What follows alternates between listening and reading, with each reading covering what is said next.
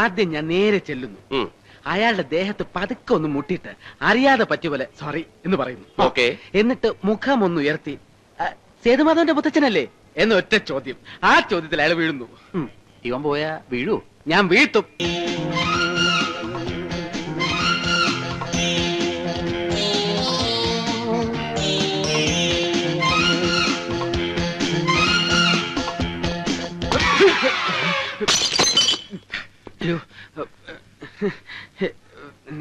എന്റെ അമ്മയെ നാട്ടിച്ച്.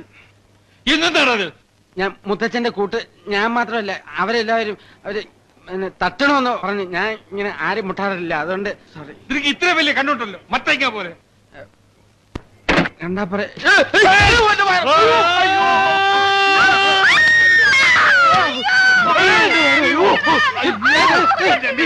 Thank you മോനെ, താങ്ക് യു വെരി മച്ച്.